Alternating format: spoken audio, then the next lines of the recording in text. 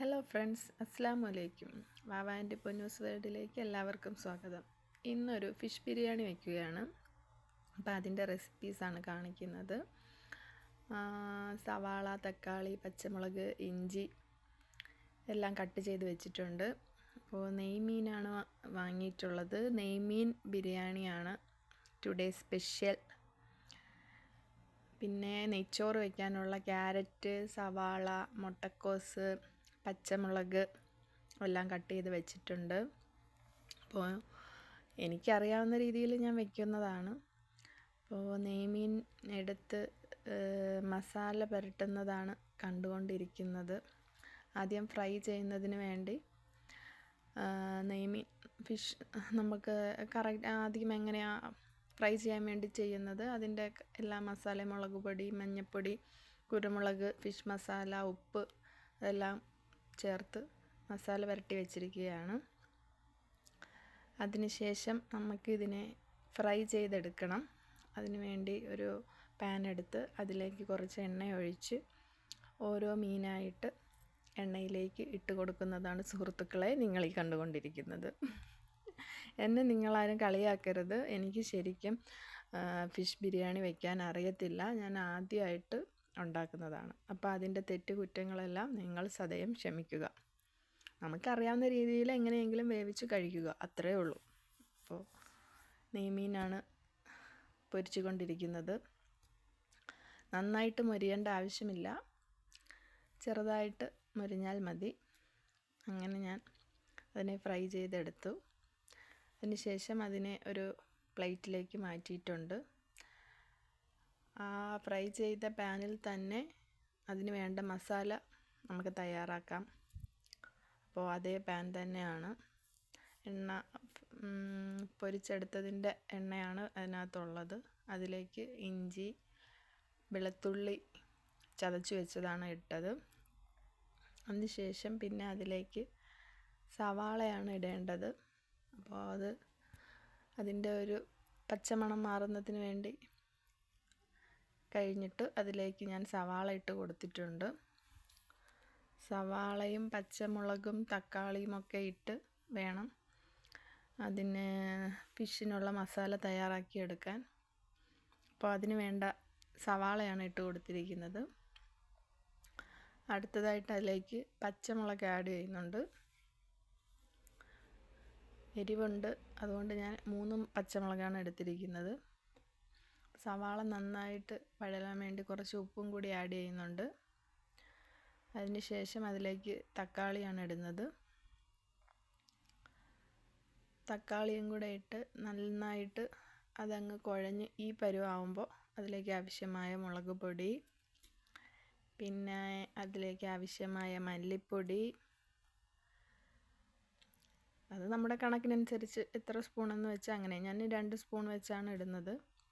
പിന്നെ അതിലേക്ക് കുറച്ച് മഞ്ഞൾപ്പൊടി, പിന്നെ ലേശം ഗരം മസാല, ഇത്രയാണ് ഇട്ടിരിക്കുന്നത്. പിന്നെ നമ്മൾ ഫിഷ് ഫ്രൈ ചെയ്തപ്പോൾ അതിനകത്ത് ആവശ്യത്തിന് കുരുമുളക് പൊടി ഇട്ടായിരുന്നു. പിന്നെ ലേശം ഫിഷ് മസാല കൂടി ഞാൻ ഇതിനകത്ത് ആഡ് ചെയ്യുന്നുണ്ട്.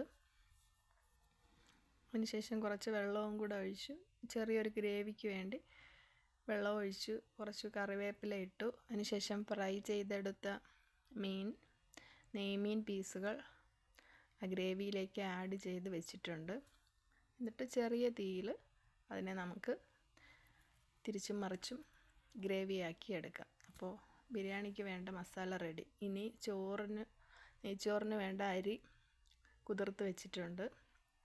അത് ഒരു കുക്കറിലാണ് ചോറ് എടുക്കുന്നത്, ചോറ് വയ്ക്കാമെന്ന് വിചാരിക്കുന്നത്. അപ്പോൾ അതിലേക്ക് ആവശ്യമായ ഓയിൽ ഒഴിക്കുന്നുണ്ട്.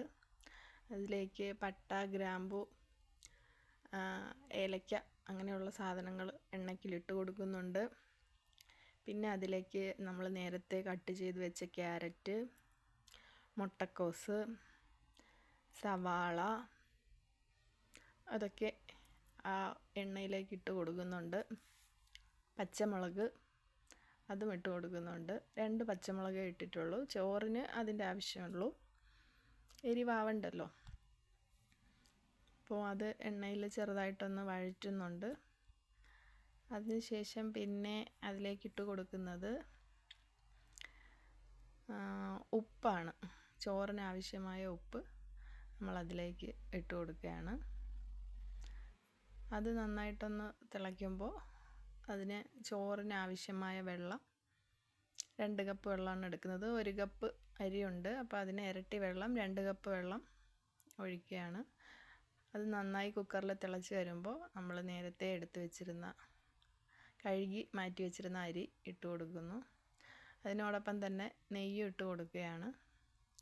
നെയ്യും കൂടി ഒഴിച്ചതിന് ശേഷം കുക്കർ അടച്ച് വെച്ചു. ആ സമയം കൊണ്ട് ചോറിലേക്ക് ഇടാനുള്ള അണ്ടിപ്പരിപ്പ്, മുന്തിരിങ്ങ, ബദാം പരിപ്പ് എല്ലാം എണ്ണയിലിട്ട് വറുത്ത് കോരി മാറ്റി വെച്ചു. അതിൽ കുറച്ച് സവാളയും കൂടി മൊരിച്ചെടുക്കുന്നുണ്ട് ചോറിന് മുകളിൽ ഇടുന്നതിന് വേണ്ടി.